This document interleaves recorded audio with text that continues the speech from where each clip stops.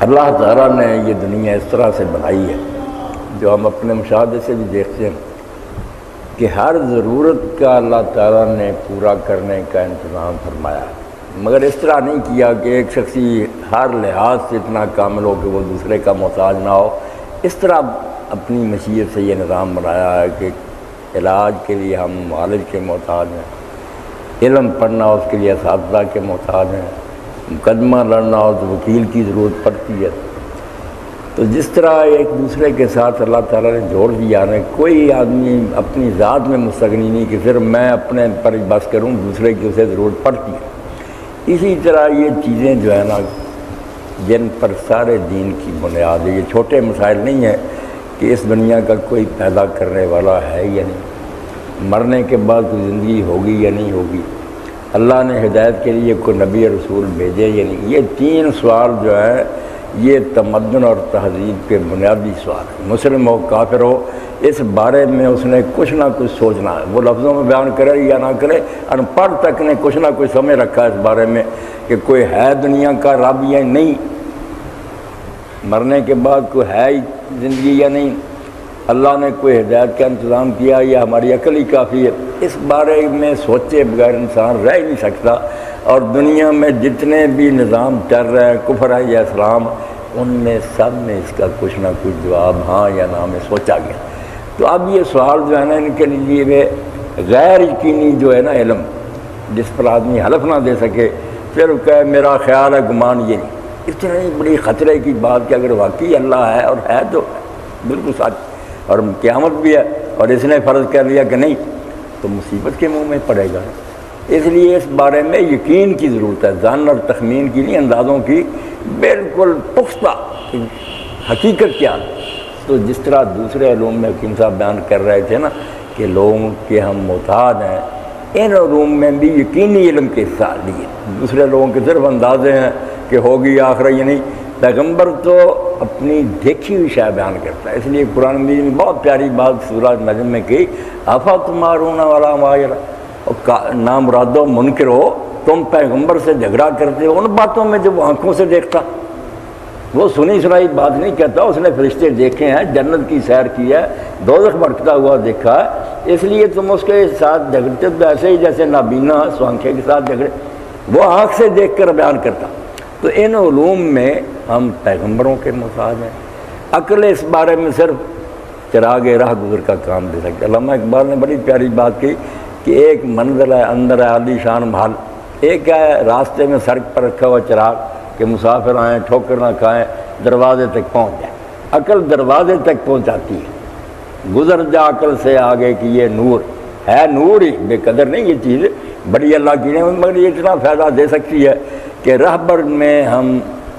تمیز کر سکیں کہ یہ سچا نبی ہے جھوٹا، جس کے لیے مولوی صاحب نے کہا کہ اس کا سچا ہونا کہ وہ جھوٹ نہ بولے، اور دیانت اس کی جو ہے یہ تسلی کر لے بس۔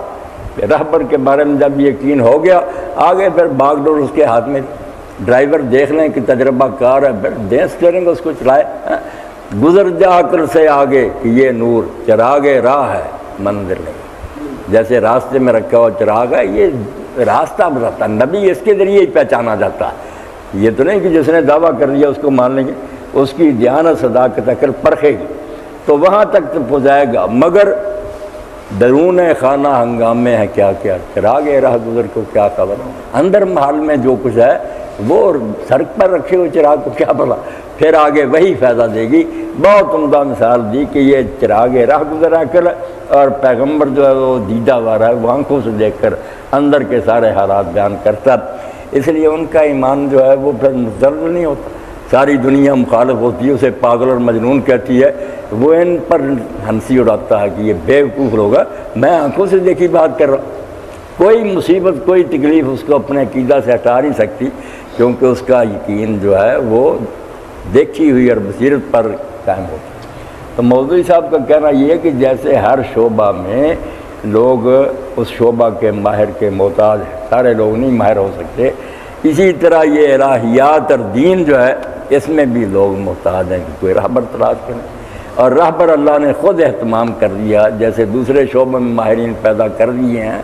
یہاں بھی پیدا کر دیا، ان کا نام انبیاء اور رسول علیہ السلام، ان کو پہچاننے کے لیے کہ وہ صادق ہوں، امین ہوں، سچے ہوں اور دیانتدار، یہ پرکھنے کے لیے ہمارے پاس کسوٹیاں ہیں۔ یہ تسلی کرنے کے بعد آگے قدم قدم پر سوال اٹھانا یہ نہیں ہو سکتا، یہ وہ نہیں ہو سکتا، یہ غلط بات ہے۔ جب آپ نے اس کو سچا اور دیانتدار رہنما پایا، اب جو عالم غیب کی وہ بات کہے گا، یا تو آپ نے خود دیکھا ہے اس عالم غیب کو اور آپ جانتے ہیں کہ نہیں جی یہ جھوٹ بول رہا، میں دیکھ کر، جب آپ نے وہ دنیا دیکھی نہیں، آپ کے لیے وہ نادیدہ عالم ہے، آپ نے ابھی تک وہ جہاں نہیں دیکھا، اس نے دیکھا۔ تو جس نے نہیں دیکھا وہ بیوقوف میں اس لیے جھٹلائے کہ میں نے نہیں دیکھا اس لیے دیکھنے والے کی بات میں نہیں مانوں گا، پھر دماغی اسپتال میں جانے کی بات ہے۔ میں امریکہ نہیں گیا، وہاں سے کوئی شخص آ کر کہتا وہاں یہ بات ہے، میں اس کی مخبر کی سچائی پرکھ سکتا ہوں کہ یہ بندہ جھوٹا تو نہیں، اس خبر میں اس کا اپنا مفاد تو نہیں، یہ ساری چیزیں پسند، مگر صرف اس بنیاد پر کہہ دوں کہ نہیں جب تک میں خود امریکہ نہیں جاؤں گا میں نہیں مانوں، کون اس کو عقل مند سمجھے گا؟ اسی طرح پیغمبر جو کچھ کہتے ہیں وہ دیکھی ہوئی بات کہتے ہیں علیہ السلام، ہم صرف اس لیے کہتے ہیں ہم نے نہیں ابھی دیکھا قبر میں عذاب ہوتا، ہم نے نہیں فرشتے دیکھے، تو نہ دیکھنا کوئی دلیل نہیں اس کے مقابلہ میں جو کہتا میں نے دیکھا ہے، اور بندہ بھی وہ جو ساری دنیا کے سامنے کہتا میں نے تم میں عمر گزاری۔ اسی لیے قرآن مجید میں اللہ کے رسول کو اللہ نے صاحب حکم کہا، ایک تو نا کسی دوسری جگہ سے آیا جس کا حال تمہیں معلوم نہیں، تم فیصلہ نہیں کر سکے، یہ تمہارے ساتھ پلا بڑا ہے،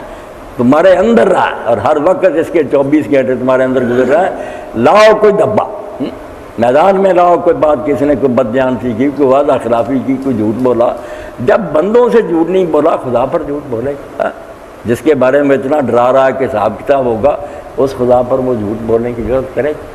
تو اس لیے مولانا مودودی رحمۃ اللہ علیہ کا کہنا کہ ایمان بالغیب یہ کوئی ایک مسئلہ نہیں، دین کی بنیاد ہے کہ بن دیکھے ماننے کے لیے تیار ہو تو دین کی طرف آؤ۔ اگر یہ شرط لگاتے ہو کہ دیکھیں گے تو مانیں گے، پھر جب دیکھنے کا وقت آئے گا نا قیامت کے دن، اس وقت مان لینا، پھر ماننے کا فائدہ نہیں ہوگا، جہنم جاؤ گے۔ اس وقت تو قرآن کہتا ہے کہ سب کہیں گے اللہ ہم نے سن لیا اور دیکھ لیا، اب واپس بھیجنے ایک کام کریں، امتحان ہی ختم ہو گیا۔ امتحان تو یہی ہے کہ اس دنیا میں رہتے ہوئے بن دیکھے مانو، تسلی کر کے کہ یہ خبر دینے والا سچا، اس کی صداقت پر اعتماد کر کے بات کو تسلیم کرو، ایمان اسی کا نام۔ اب ہم بیٹھے ہوئے ہیں، میں بول رہا ہوں، آپ مانتے ہیں سارے کہ اسحاق بول رہا، یہ ایمان نہیں ہے، یہ تصدیق ہے۔ ایک بات ہے آپ بھی کہتے ہیں سچ ہے، ایمان ہے اعتماد کرنا۔ ایک آدمی باہر سے آتا ہو کہ بھائی ہر بازار میں قتل ہو گیا، اب ہم یہاں بیٹھے ہم نے نہیں دیکھا، مگر ہم نے دیکھا کہ بندہ سچا، ہم جانتے ہیں بڑا معتبر آدمی، اس پر اعتماد کر کے ماننا ہے، اس کو ایمان کہتے ہیں۔ محض ماننے کو نہیں ہے، یہ چیزیں تو مان رہے ہیں کہ ہم 10-15 آدمی یہاں بیٹھے، یہ تصدیق ہے کہ ایک صحیح بات ہے، اس کو ہم کہتے ہیں ٹھیک۔ ایمان تو نام ہی جیسے امانت ہے نا، کسی پر بھروسہ، اس سے نکلا ہے کہ بھروسہ کر کے اس پر اس کی بات مانو، ایمان یہ۔ اس لیے جو سوال اٹھاتے ہیں نا دین کے بارے میں دیکھنا ہے، یہ ان کا علاج قیامت کے لیے نہیں ہوگا، وہاں پھر پردے اٹھ جائیں گے، دکھا دے گا اللہ، مگر وہ وقت پھر نتیجے کے اعلان کا ہوگا، پھر فائدہ ماننے کا کوئی نہیں ہوگا۔ اب یہی ہماری آزمائش ہے کہ ہم ایک صادق اور امین، سچے اور معتبر آدمی پر اعتماد کریں۔ اور اس نے ڈنکے کی چوٹ لوگوں سے کہا کہ میری زندگی میں تم نے کوئی تجربہ کیا جھوٹ کا؟ بڑے بڑے دشمنوں نے کہا کہ نہیں، ہم نے ساری زندگی میں تجھے جھوٹ بول سنیں گے۔ میدان میں اخنس ابن شریک نے کہا کہ ابو جہل پتہ نہیں کس نے زندہ رہنا کس نے مرنا، یار بتا دو تھے کہ یہ جو آدمی باتیں کرتا یہ جھوٹا۔ اس نے کہا اللہ کے بندے اگر میں یہ بات کہوں میرے اپنے میری زبان گڈی سے نکال لیں گے، کون مانے گا میری بات؟ جھوٹا نہیں ہے۔ اس نے کہا پھر مانتا کیوں نہیں؟ کہنے لگا آج تک بنو مخزوم بنی ہاشم اور سارے جو ہے نا ہمارا برابر کا مقابلہ رہا، اگر انہوں نے مسجد کو چندہ دیا ہم نے نہیں دیا، انہوں نے مسافروں کو کھانا کھلایا، ہر میدان میں ہم ان کے برابر رہے۔ اب اس نے نبوت کا دعویٰ کر لیا، ہم اگر کہیں ہم بھی نبی تو ہم تو جانتے ہیں کہ ہم جھوٹے، اس کو مانے تو وہ تجرات ختم ہوتی۔ یہ ہمارے راستے ہیں۔ ہاں اس نے کہا یار کیا کریں، زبردست دلیل مولانا اور پیش کیا ہے نا، وہ یہ ہے کہ جس سائنس کو یہ استعمال کرتے ہیں ایمان بالغیب کے خلاف، وہ اس کی بنیاد وہ ساری ایمان بالغیب پر کھڑی ہے۔ اگر وہ ایمان بالغیب پر کھڑی نہ ہو تو ہر سائنسدان جو ہے وہ الگ سے شروع کرے گا اپنے تجربات کو، کیونکہ پہلے جو سائنسدانوں کے تجربات اس کے لکھی ہوئی کتابوں میں ملے ہیں وہ اسے خود تو نہیں کیے، وہ تو ایمان بالغیب ہی لاتا ہے، ان کے اعتماد پر ایمان لیے، پھر وہ آگے چلتا ہے۔ اگر وہ ایمان بالغیب نہ لائے تو ایک قدم ہی سائنس آگے نہیں اٹھا۔ ہر آدمی عرب سے شروع کیا، مولانا کہ یہ استدلال بہت زبردست ہے۔ زبردست۔